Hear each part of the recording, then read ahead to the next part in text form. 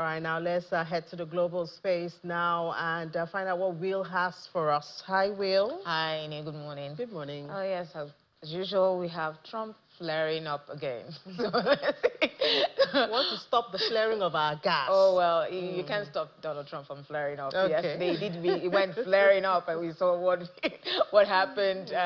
But he did say that he's not going back on the deadline this time around. He's sticking to it. But we'll just wait and see when August the 1st comes around and see how he manages that. But President Donald Trump says a 50% tariff on copper imports is coming.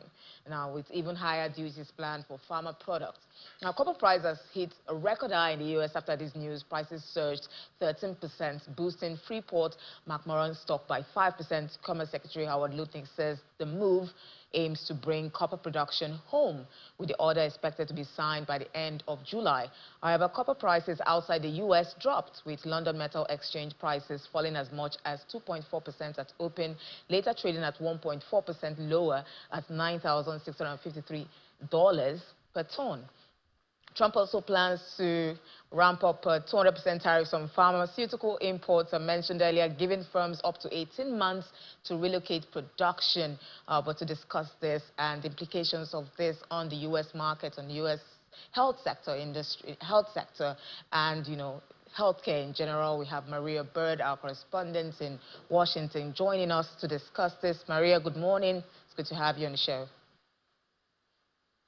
Okay, so while we wait for Maria, I think we have a bit of a delay there. Well, let's just look at what other markets are doing right now. In China, we see China's producer prices dropping 3.6% in June, the sharpest fall in nearly 2 years. Now, as price wars and weak demand weigh on the economy, PPI has been in deflation since 2022. Consumer prices, we see it rose 0.1%.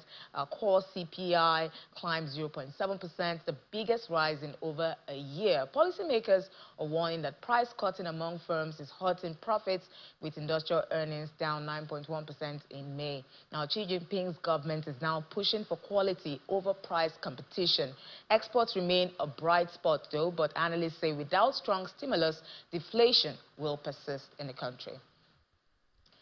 Starbucks China business has received offers from firms including Carlyle, KKR, Centrium, and Hillhouse, with a potential valuation of up to $10 billion, according to reports. Now, the coffee giant may retain its 30% stake, with the remainder split among multiple investors. Starbucks is not pursuing a full exit, but is reviewing nearly 30 bids received since May. The deal could take months to finalize, with shortlisting expected by September.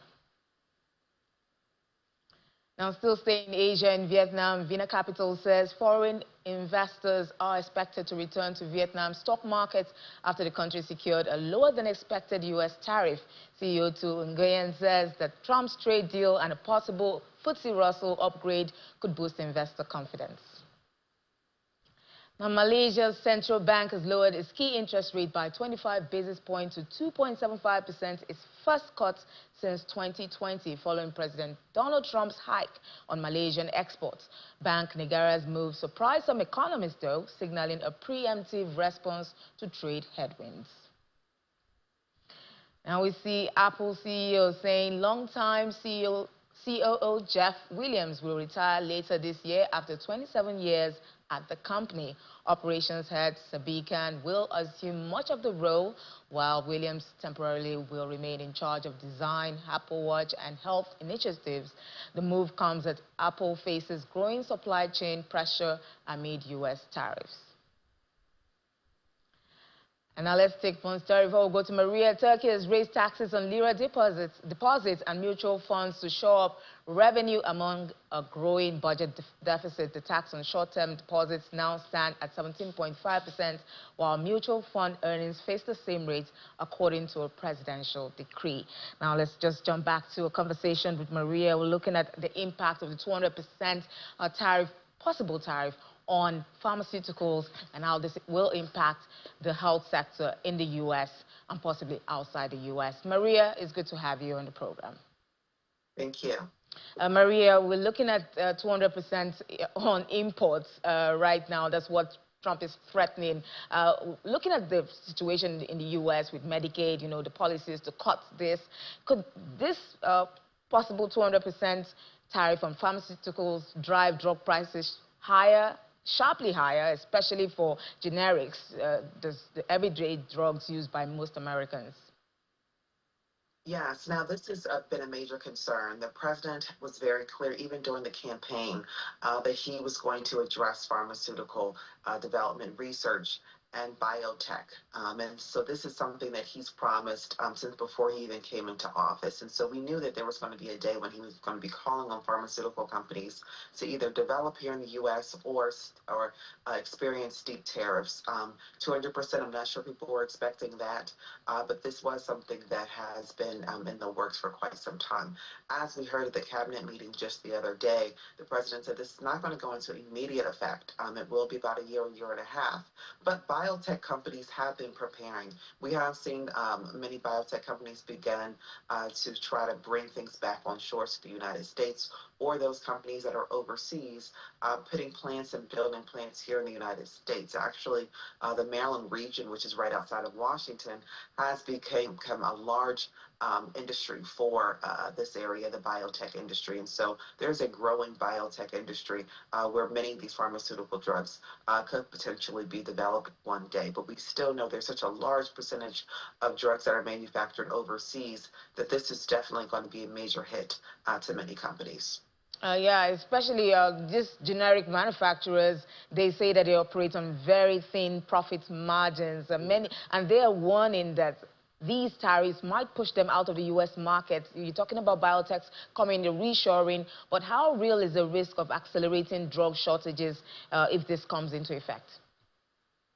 This could impact the actual ability to be able to provide people with cost affordable drugs. We know that many of the brand name drugs are oftentimes way outside of the price mark that many insurance companies will pay for. And so many times people are purchasing the generic drugs when they are needing it for various ailments, various illnesses. And we know that this will definitely put a challenge to that as well. Whether or not insurance companies will be able to pay for these brand name drugs or the fewer drugs that are going to be available here in the United States, I think that is still a question. Hopefully, pharmaceutical companies are working with insurance companies on that, because the patients are going to be the ones that are going to really be feeling the impact of the tariffs. Unfortunately, we already know the drug prices here in the U.S. are some that many seniors, who are the largest consumer of many of these pharmaceutical drugs, are experiencing, whether or not they're experiencing extreme bills from not being able to afford their drugs, oftentimes not able to have the appropriate drugs for many of their illnesses or ailments as they age.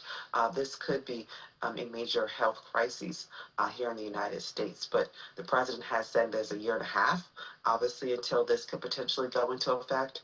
And this will definitely require a combined effort between the administration and pharmaceutical companies and insurance companies as well. Okay, but looking at what studies are showing, that even a 25% tariff could hike drug costs by up to $51 billion in 1 year. 200% is on the table. We already know that the government in the U.S. pays up to, say, 70% for drugs, so for, you know, the Americans. And with Medicaid policies that U.S. President Trump is planning to cut costs on healthcare, who ultimately pays here? You know, you're talking about patients maybe not getting their drugs. Who are going to pay insurance, or is it going to be taxpayers here? Well, we don't see yet that there's signs that taxpayers, as you just expressed and shared, the big, beautiful bill the president has been discussing, which does cut some out of the Medicaid, also provides tax cuts. And so the question is, will there be other taxes that will be put in place? We don't see any signs of that as of yet, that the tax will be passed on to the to individuals throughout the country that are paying their tax each and every year. So the question really is around what will be the area that will allow for the funds to be made up. And so the hope is that the biotechnical companies are able to produce enough drugs or be able to work through some sort of an agreement. We also know the president has put tariffs in place before. People have come to the table and he has reversed course on that. And so that's another possibility as well, that we could see a reversal in course. Biotechnical companies, though, just yesterday were in the green. They showed some positive signs in the stock market. And so they must have known something that we could be seeing some brighter days, and that even though these tariffs are pending, there are some plans and strategies in place to be able to address it.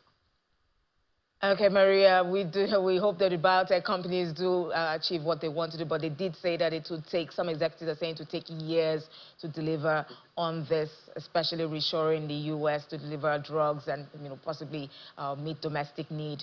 Thank you so much, Maria Bird, our correspondent in Washington. It's always good to have your perspective. Thank you so much. So, just looking at what we're talking about here, healthcare, which is very significant in the country. We know that the U.S., there's really almost no healthcare. You pay out of pocket, to actually access healthcare in the U.S. compared to other countries where you have the government, actually have health insurance and things like that. And if you have 200% hit on you, bam. Let me just use that. Where do you go from there? How do you generate drugs like aspirin and the rest of them? How do they pay for this right now, especially if they're produced in the U.S., which the government is looking for, reshoring? Every company should come back and produce in the U.S. So how is this going to pan out for the people who can't even afford healthcare, and especially for Africans? Let's bring it back to Africa, that we don't even produce these drugs, and we depend on these biotech out of the country. I'm sure President Trump has, thought of all of that, and as Maria said, he has people, who will sit on the table with him and help him to picture all of that. But I guess we'll have more opportunities at 1 p.m. Thank you so much, Will. And just before we go, I know we're out of time, but I can't stop without telling you how the market ended yesterday. In case you missed the stock market reports with Will last night, the all-share index was up 0.30%. That's still positive, sustaining the new level it hit, which is the 121,000 level. And top trades there were GTCO, Accessco, and MTN Nigeria. So the usuals. But the market is still looking green, and still a good one for investors in it. And that's it on the program. Thank you so much for being a part of Business Morning. I'll be back in the afternoon with Will Ibong, and we'll take you around the world of business again at 1 p.m. I'm Ini John Mekwa. Go out there, make some money, and I'll talk to you later.